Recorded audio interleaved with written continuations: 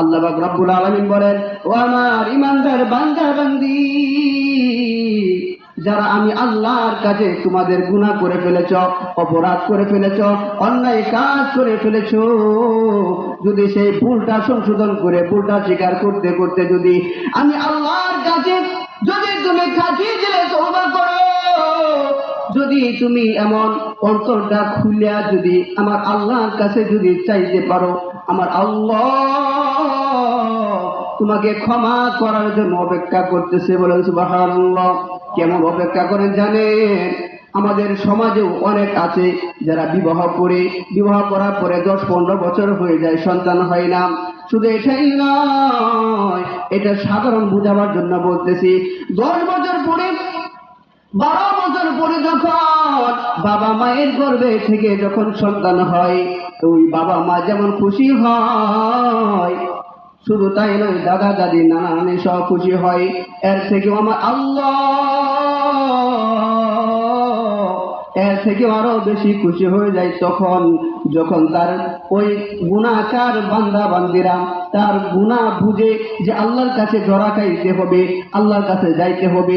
তার অপরাধ কাজটা যদি সে বুঝতে পারে, তার অন্যায় কাজটা যদি সে ধরতে পারে যে এটা অন্যায় কাজ, এটা আল্লাহ নিষেধ করেছেন, এটা অপরাধ কাজ, সে কাজটা থেকে বিরত থাকতে হবে।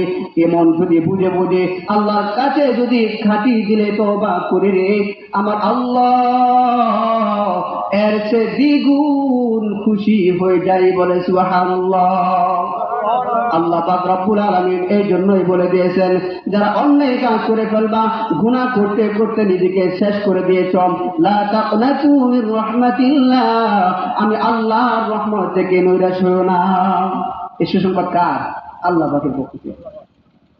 এই জন্য আল্লাহ পাক রব্বুল আলামিন আমাদেরকে দুনিয়াতে পাঠাইছেন। অন্যায় হবে, অবিচার হবে, গুনার কাজ হবে, কিন্তু মুক্ত হওয়ার জন্য আল্লাহ তাআলা পথ দেখায় দিয়েছেন। আমাদের পথ দেখায় দিয়েছেন, আমল করতে হবে আমাদের। মুসলিম শরীফের হাদিস, আল্লাহ রাসূল সাল্লাল্লাহু আলাইহি ওয়াসাল্লাম বলেন, আমাদের অনেকেরই জানা আছে কিন্তু বুঝাবার জন্য বলতেছি। আল্লাহ রাসূল সাল্লাল্লাহু আলাইহি ওয়াসাল্লাম ইরশাদ করেছেন যে এমন একটা ব্যক্তি ছিল যে ব্যক্তিটা নাকি 99টা খুন করেছে। এই ঘটনা অনেকেই জানে কিন্তু বুঝাবার জন্য বলতেছে, একটা হাদিস। আল্লাহ রাসূল সাল্লাল্লাহু আলাইহি ওয়াসাল্লাম ওই ব্যক্তি সম্পর্কে বলেন, 99টা খুনের অপরাধ কোন সাধারণ কোন অপরাধী নয়।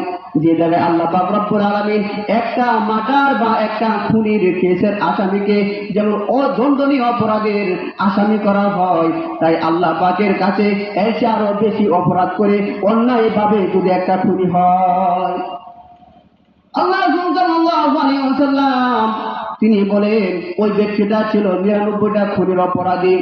কিন্তু এমন একটা সময় আসছে যে আল্লাহ পাকের ভয় তার দিলের ভিতরে ঢুকে গেছে। আমি এত অন্যায় কাজ করলাম, আমি এত অপরাধ কাজ করে ফেললাম, যে জায়গায় একটা মানুষকে অন্যায় ভাবে খুন করা যেমন আল্লাহ তাআলা নিষেধ করেছেন, হারাম করে দিয়েছেন, আমি 99টা মানুষকে আমি অন্যায় ভাবে তাদেরকে হত্যা করে ফেলেছি। এখন আমারও তো একটা মৃত্যু আছে, আমারও তো মৃত্যু হবে। যে আল্লাহ পাক রব্বুল আলামিন আমাকে দুনিয়াতে পাঠাইছেন, ওই আল্লাহর কাছে তো আমার যাইতে হবে।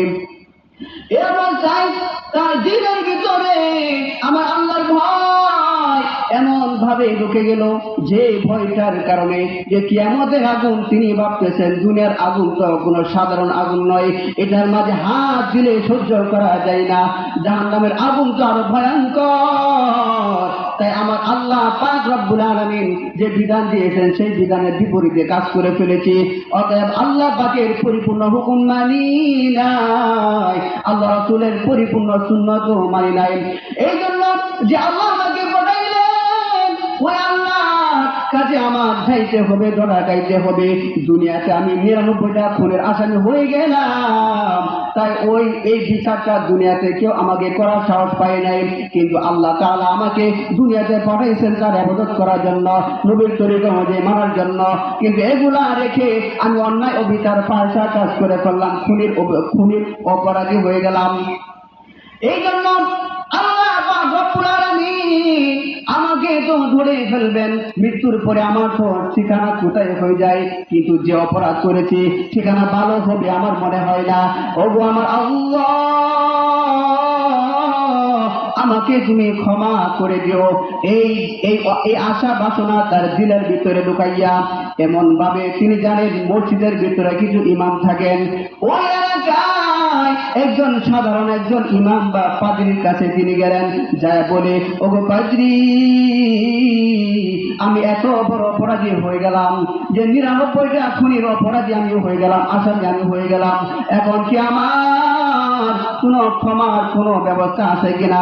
ওই পাদ্রী বলে, তুমি এত বড় খুন করে ফেলেছ, একটা খুন করলেই তো তার শাস্তি অনেক বেড়ে যায়, 99টা করেছ, তোমার শাস্তি আর নাই, তোমার শাস্তি হতে পারে না। এই কথা বলার পর ওই আসামি, ওই লোকটা ওই পাদ্রীকেও খুন করে জবাই করে 100 পূর্ণ হয়ে গেল।